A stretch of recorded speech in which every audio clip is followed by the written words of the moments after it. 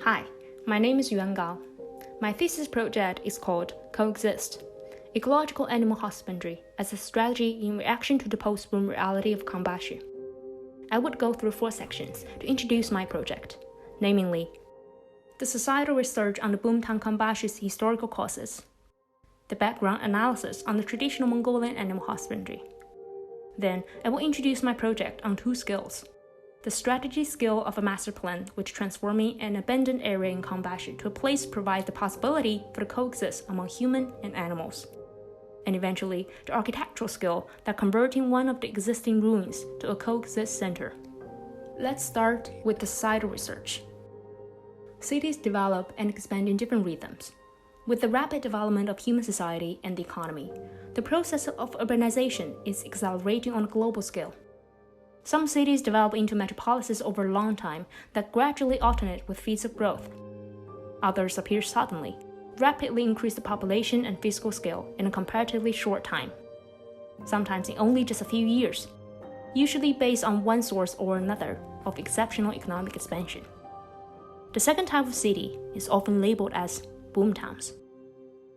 The most cogent conceptualization of boomtown is Gutherbach's instant city model. 5 peculiar characteristics are pointed out to distinguish boomtowns.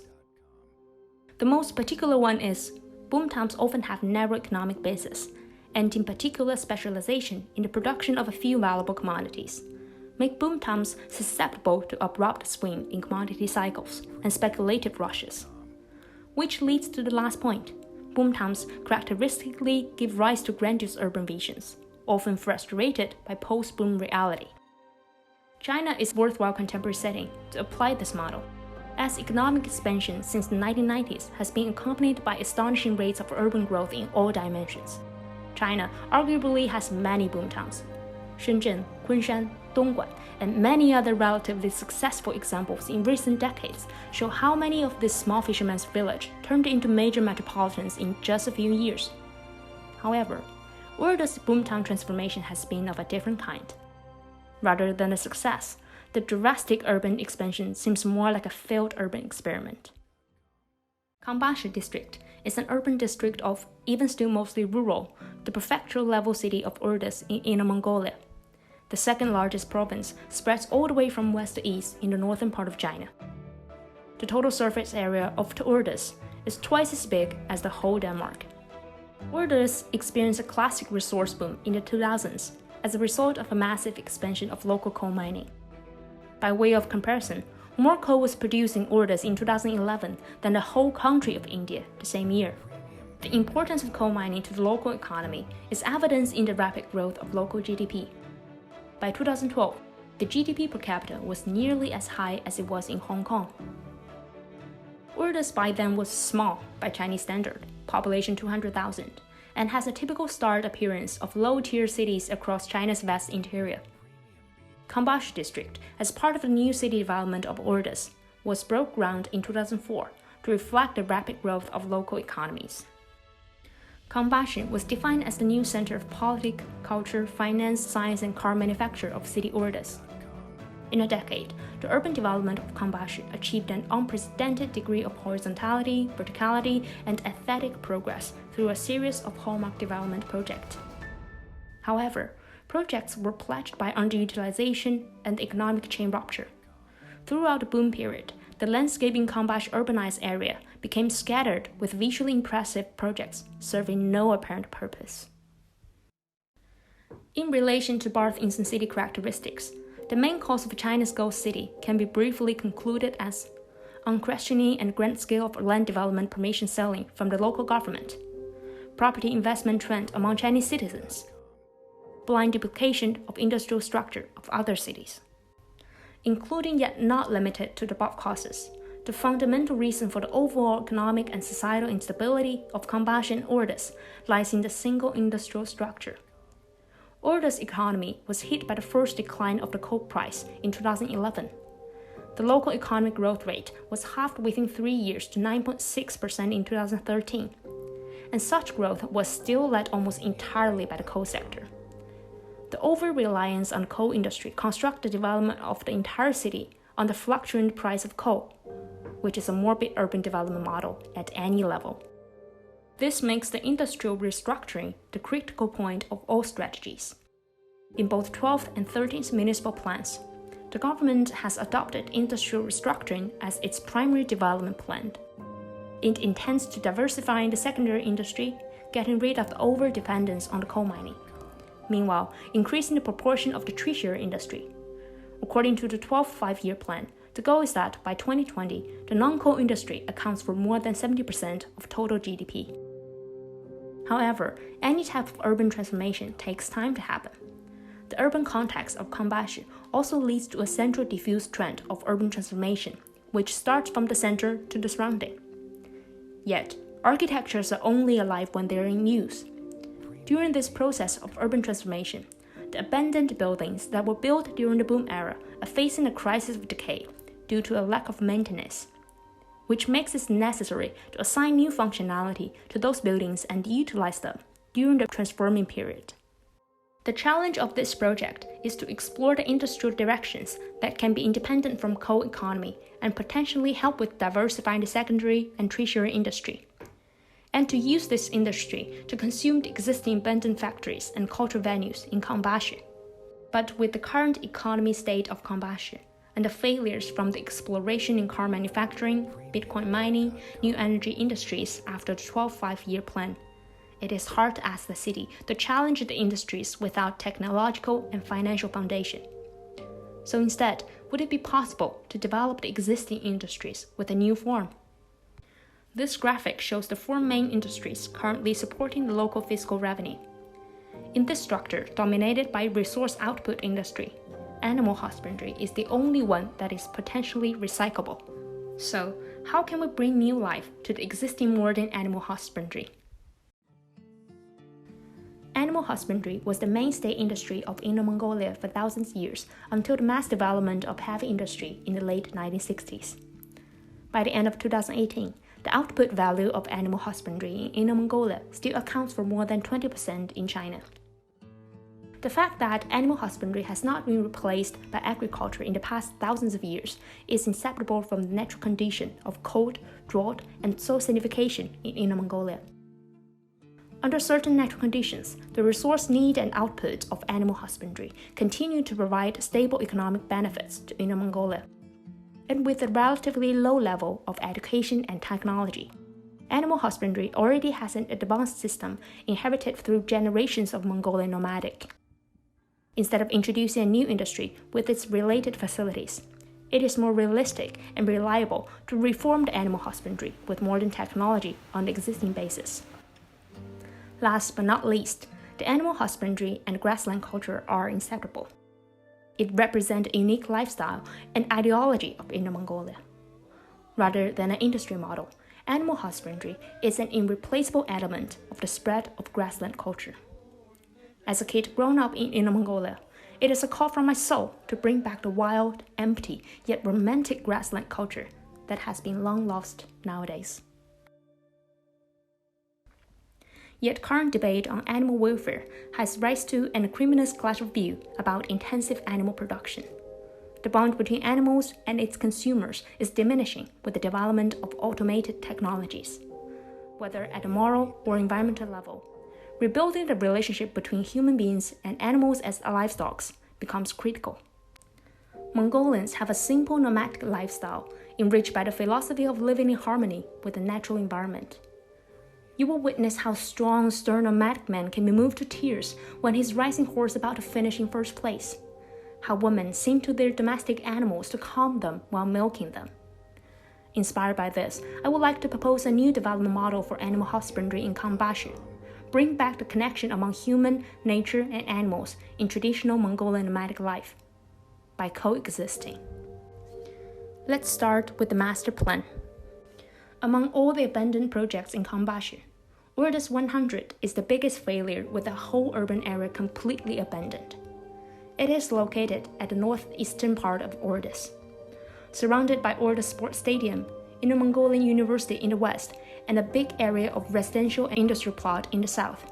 With its centered location, the potential of Ordos 100 area seems unlimited. With the municipal master plan defining the area as cultural use land in 2004, A project consists of 9 cultural venues and 100 private villas broke ground. Led by artist Ai Weiwei, with more than 100 international architecture design groups involved, the project ended up with only 9 pieces of design half finished and the main road built. An artificial canal surrounds the site in the south, is connecting the site with city center by water. A looped main road is fully finished. The secondary roads are half finished with the foundation done. The whole area was planned to be divided into 100 smaller plots with the area around 1,500 square meters each. 2 out of 9 projects are finished, while the other 7 only has the main structures done. Nice view, good accessibility, perfect foundation. Everything seems ready, but where is life? Can we imagine to bring the nomadic life back there? All aspects through the ecological animal husbandry industry chain can be integrated into 3 major hubs that are associated with architecture space.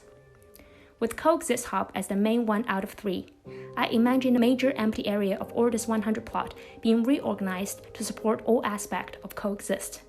2 types of coexisters are imagined in the Coexist Hub, temporary and long-term coexister. With different level of dedication into the process, the amount of input and benefit also varies. Temporary coexist target at a group of people that would like to have a shorter term of experience as a start of this lifestyle.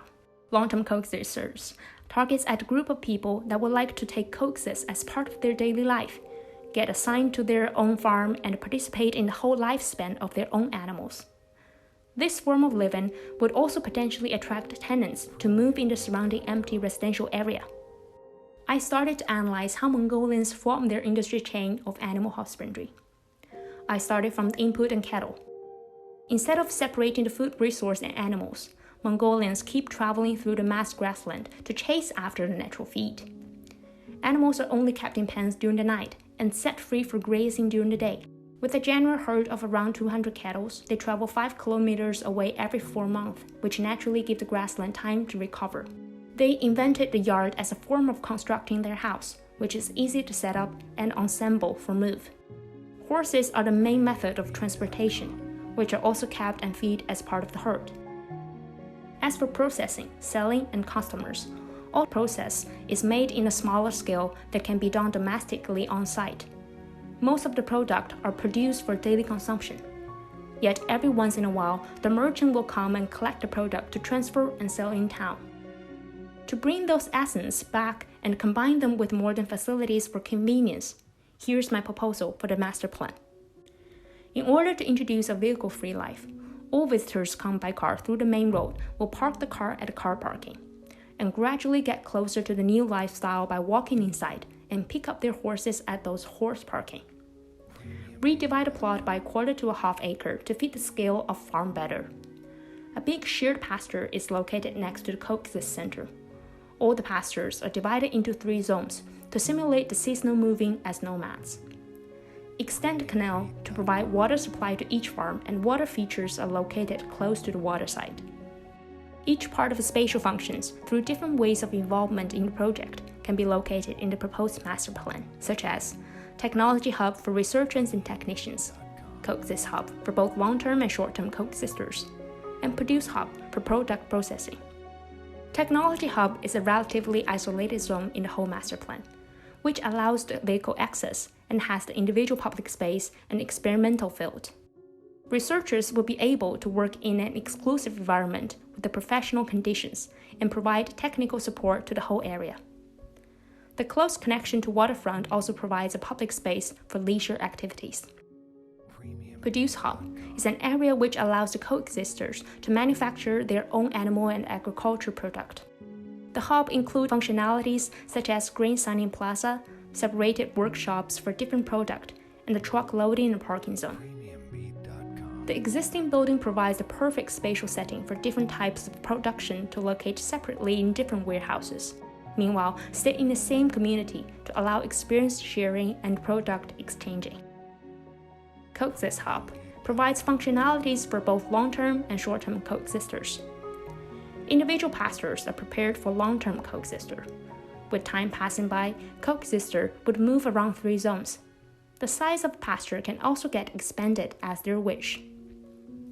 A 1/4 acre of pasture will be able to support up to 3 cattle plus a group of chicken and 1 horse. Coexisters can also build up their own yard on the pasture to stay overnight occasionally. The assignment of animals and pastures are supported by the community center and the additional shared facilities, which are placed in each farming zone for recycling and fertilizer processing. The community center is a main public space that provides major facilities for food processing.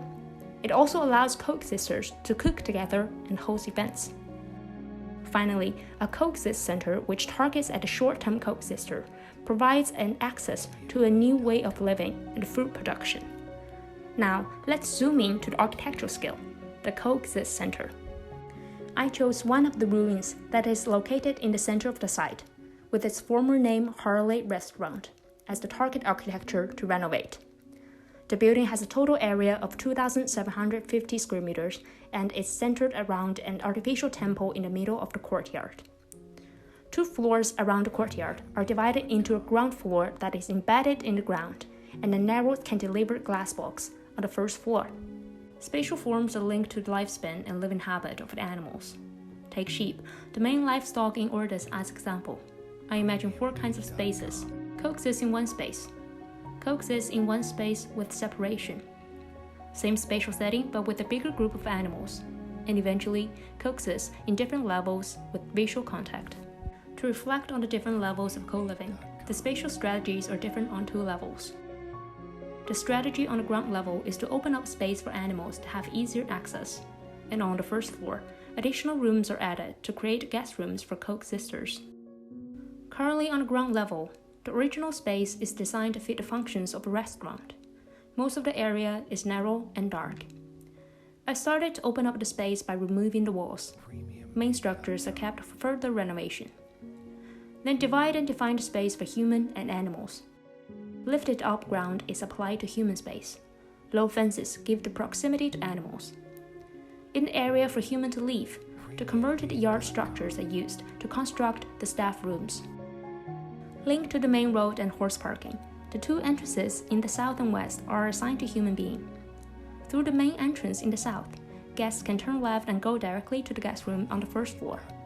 Meanwhile, the staff can turn right and get to the staff rooms. 3 layers of life are shown at the main entrance of the co-living center. The residential area with visual contact to the animals on the first floor. A community hall in the center of ground level, renovated from the temple for event and dining. And the main co-living space on ground level. 2 entrances link the outdoor pasture and indoor living spaces for animals together. The invisible fence hidden in the grass allows the maximum freedom for both human and animals to have contact. As social animal, most of the livestock here will form their own daily living pattern within the area, as grazing freely outside during the day and going inside for shelter to pass the night. By opening up the ground floor and using invisible fence, the building maximally restored the scene of nature grassland pasture. On top of the ground floor level, greenery is applied to the rooftop to give further accessibility to animals. And similar techniques are used on the first floor as well to construct the guest rooms. The whole ground floor is an open and continuous space that brings human and animals together. And the first floor provides a decent living area with visual connection to the nature. The style of interior design is strongly inspired by Mongolian culture. Reclaimed furniture are collected from nomads to restore the vivid, natural atmosphere and to control the budget. Depending on the number of residents, room area can be expanded or decreased thanks to the flexible structure. Construction details of the Mongolian yard is analyzed layer by layer and transformed to a module form which allows more flexibility in building area and fits the existing building better. Eventually, the whole purpose of this urban experiment targets at utilize the existing ruins to bring back the Mongolian culture, build up a self-sustained economy chain which helps with diversifying the industrial structure in Kangbashi, and finally, attract residents and business opportunities to Kangbashi and Ordos. This is all I have to tell you about my project. Thanks for your attention.